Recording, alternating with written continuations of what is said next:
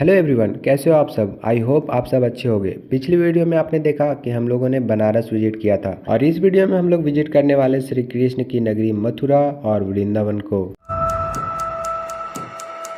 बनारस से बस बैठकर और पूरी रात बस में गुजारने के बाद हम लोग सुबह पहुंच जाते हैं मथुरा के हाईवे पे, जहां से ऑटो पकड़कर हम लोग आ जाते हैं मथुरा के बंगाली घाट के पास, जहां हम लोग अपना रूम खरीदते हैं और सारा सामान रूम में रखने के बाद हम लोग निकल जाते हैं द्वारिकाधीश दर्शन करने के लिए। और अपने रूम से महज 2 किलोमीटर चलने के बाद हम लोग पहुंच जाते हैं श्री द्वारिकाधीश टेम्पल, और द्वारिकाधीश के दर्शन कर लेने के बाद हम लोग वहां से निकल जाते हैं श्री कृष्ण जन्मभूमि के लिए। और श्री कृष्ण जन्मभूमि के बाहर आपको बहुत सारे तिलककार मिल जाएंगे जो आपको बिना तिलक लगाए आगे जाने ही नहीं देंगे। तो मैंने भी अपने सर पर राधे राधे का तिलक लगवा लिया और राधे राधे जपते जपते हम लोग आ जाते हैं श्री कृष्ण जन्मभूमि के मुख्य द्वार के पास, जहाँ फोन अंदर ले जाना अलाउ नहीं था। तो हमने अपना फोन बाहर ही जमा कर दिया और चले गए कृष्ण जन्मभूमि के दर्शन करने के लिए। और कृष्ण जन्मभूमि के दर्शन कर लेने के बाद शाम होने से पहले हम लोग निकल जाते हैं वृंदावन के लिए। और वृंदावन पहुंचने के बाद प्रेम मंदिर से ठीक 1 किलोमीटर पहले हमें ऑटो वाले ने उतार दिया। और ये है प्रेम मंदिर का मेन गेट, जिससे अंदर आने के बाद आपको दिखाई देगा प्रेम मंदिर का एक बहुत ही मनमोहक दृश्य। और ये मंदिर इतना प्यारा लगता है देखने में कि यहाँ हर रोज हजारों की संख्या में लोग इस मंदिर को देखने आते हैं। और इस मंदिर के चारों तरफ श्री कृष्ण की सारी लीलाओं को दर्शाया गया है। और यहाँ पे जितनी भी मूर्तियां बनाई गई है, इन्हें देखकर आपको ऐसा लगेगा मानो ये सारी की सारी रियल है और कब उठकर चलने लग जाएंगी। और इन गायों को देखकर तो ऐसा लगता है मानो श्री कृष्ण सच में बांसुरी बजा रहे हो और ये गाय उनकी तरफ खींची चली जा रही है। लेकिन ऐसा बिल्कुल भी नहीं है, ये सारी की सारी इंसानों द्वारा बनाई गई मूर्तियां हैं जो रियल लग रही है देखने में। और अब आप प्रेम मंदिर का एक ऐसा दृश्य देखने वाले हो जो सच में आप सभी का मन मोह लेने वाला है।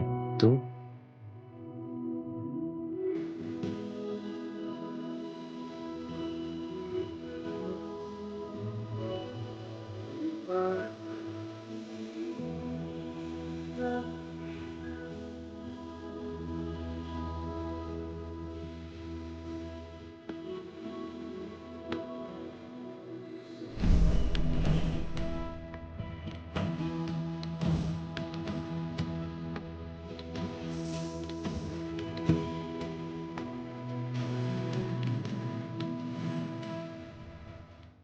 और प्रेम मंदिर बाहर से देखने में जितना खूबसूरत है, उससे लाख गुना ज्यादा खूबसूरत अंदर से देखने में लगता है। और प्रेम मंदिर में श्री कृष्ण का दर्शन कर लेने के बाद हम लोग वहां से निकल जाते हैं अपने रूम के लिए। और अगली ही सुबह हम लोग ऑटो करके वहां से निकल जाते हैं गोकुल धाम के दर्शन करने के लिए। लेकिन गोकुल धाम जाने से पहले हम लोग आते हैं एक ऐसी जगह जहाँ बहुत कम लोग आते हैं और यहाँ के बारे में बहुत कम लोग जानते हैं। तो ये है रावल राधा रानी देवी मंदिर, और यही वो मंदिर है जहाँ पे राधा रानी का जन्म हुआ था। मेन गेट से अंदर आने के बाद आपको एक और दरवाजा मिलेगा जो बहुत ही साधारण तरीके से बनाया गया है और जिसमें श्री राधा रानी का नाम भी लिखा गया है। और इस गेट से अंदर आने के बाद आपको दिखाई देगा एक छोटा सा आंगन, और ये है श्री लाडली राधा रानी का जन्म स्थान। और यहाँ पर आपको श्री राधा रानी भी दिख जाएंगी। और यहाँ आने के बाद मैंने देखा एक ऐसा विचित्र पेड़ जो 1200 वर्षों से बिना पानी के जिंदा है। भी मैं हूँ श्री राधा रानी के जन्म स्थान पे। यहीं पे राधा रानी का जन्म हुआ था और ऐसा लग रहा है जैसे कि क्या मैं कहूँ। और इस पेड़ के बारे में सुन के तो मुझे ज़रा भी बिलीव नहीं हो रहा है। ये पेड़ यहाँ पे 1200 वर्षों से है भाई साहब। और ये मंदिर, मथुरा वृंदावन तो सभी आते हैं बट यहाँ पे बहुत कम लोगों को लाया जाता है। और शुक्र है हमें इन गाड़ी वाले भैया का जिन्होंने हमें यहाँ तक लाया और ये देखने के लिए मिला हमें। ये यमुना रिवर है, ये सामने दिखती है इसी मंदिर से। और ये 1200 साल पुराना पेड़। और श्री राधा रानी का जन्म स्थान दर्शन कर लेने के बाद हम लोग निकल जाते हैं गोकुल धाम घूमने के लिए। हमारे गाइड हैं ये पंडित जी, हमें पूरा गोकुल घुमाने वाले हैं आज। यहाँ से भगवान गैया चरा के आते थे। आपकी यात्रा यहीं से शुरू हो रही है। कुल नंद बाबा की जय।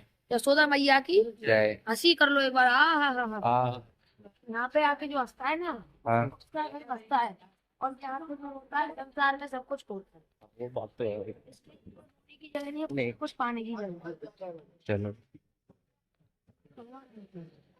कौन से भगवान आए थे? शंकर भगवान कृष्ण भगवान का दर्शन करने आए थे शुक्रवार के दिन, जो आज का दिन है।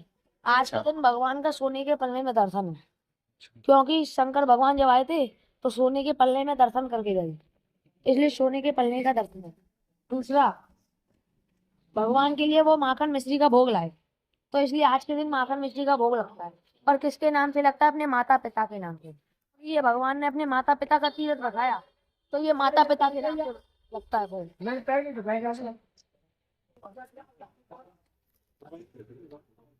इस गली का नाम है माखन चोर गली। ये माखन चोर गली है। भगवान ने माखन चुराया तो अच्छा। इसका नाम माखन चोर पड़ा। कहते हैं लूट लूट कर माखन खाया और नाम माखन चोर कहलाया। बोलो माखन चोर भगवान की। जय। यहाँ पे भगवान के 4 प्रकार के भोग लगते हैं। बाल भोग, मंगल भोग, राज भोग, और जो करने वाला होता है वो करता है 56 भोग। राज भोग यहाँ पे सबसे बड़ा भोग है। राज भोग में आपके और आपके परिवार के और आपके माता पिता के नाम से गौदान होता है। उसमें 2800 रुपया जाता है। जैसा जिस भक्त की श्रद्धा होती है वो करता है। अच्छा। इस गली का नाम है दान गली। कौन सा? दान गली। दान गली। यहाँ से शंकर भगवान गए थे भगवान का दर्शन करने के लिए, तो माखन मिश्री का यहाँ से दान ले गए। माखन मिश्री का भगवान के लिए भोग ले गए यहाँ से। अच्छा। इसलिए आज के दिन भगवान को माखन मिश्री का भोग लगता है। माखन मिश्री का भोग लगता है, वो लगता है अपने माता पिता के लिए। जो भी भक्त गौदान करता है उसका नाम भगवान की प्रिय सूची में आएगा। प्रिय सूची यानी कि भगवान का जो पत्थर शिला होती है ना नीचे हाँ। बिछी हुई, हाँ। उसमें आपके और आपके परिवार का नाम आ जाएगा। तीनों मिलकर अगर करोगे तो तीनों के माता पिता का नाम आ जाएगा। अच्छा। और सब लोग कैश लेकर चलते भी नहीं है, तो फोन मोबाइल सबसे अवेलेबल है। सब जगह फोन से हो जाता है।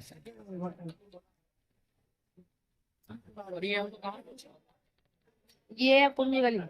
कौन सी गली? कुंज गली। कुंज गली। यहाँ पे भगवान लीलाएं करते थे। उस गली में माखन चढ़ाया था। दान गली में दान दिया था। इस गांव का नाम पहले नंद गांव था। अच्छा, ये पहले नंदगांव हुआ करता था। गांव नाम था इसका। अच्छा। जब से भगवान के घर भगवान हुए तब से इस गांव पर तो नंद बाबा ने 9 लाख गाय दान की। तब से इस गांव का नाम गौकुल पड़ा। गौकुल यानी कि गायों का कुल। अच्छा। जिसमें गाय रहती है, आदमी से ज्यादा गाय रहती है।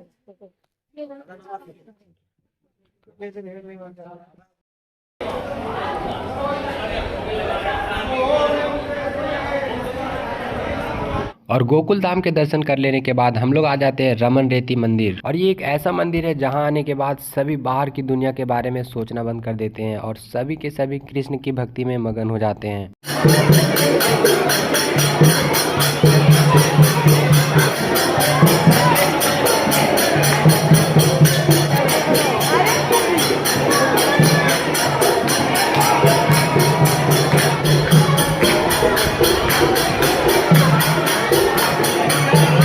इस मंदिर के बाहर भी श्री कृष्ण भगवान की बहुत ही अच्छी अच्छी मूर्तियां बनाई गई हैं।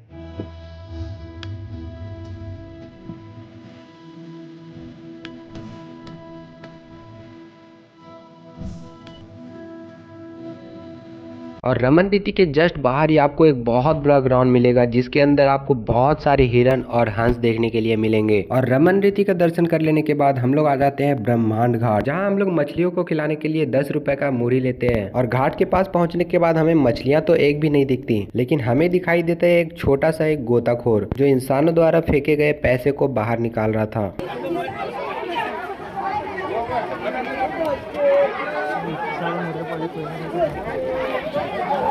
और ब्रह्मांड घाट का दर्शन कर लेने के बाद हम लोग आ जाते हैं इस वाली जगह पे, जहाँ हर रोज भंडारा कराया जाता है और हजारों की संख्या में लोग यहाँ खाना खाने आते हैं। तो हम भी पहुँच गए यहाँ पे भंडारे का खाना खाने के लिए। हाथ में प्लेट लेके 2 मिनट लाइन लगने के बाद हमें खाना मिल जाता है। और यहाँ पे खाने में कड़ी चावल, खिचड़ी और सब्जी खिलाया जा रहा था, जो खाने में बहुत ही स्वादिष्ट था। और बस इस मथुरा, वृंदावन और गोकुल के ब्लॉग में इतना ही। मिलते हैं नए ब्लॉग में, तब तक के लिए बाय।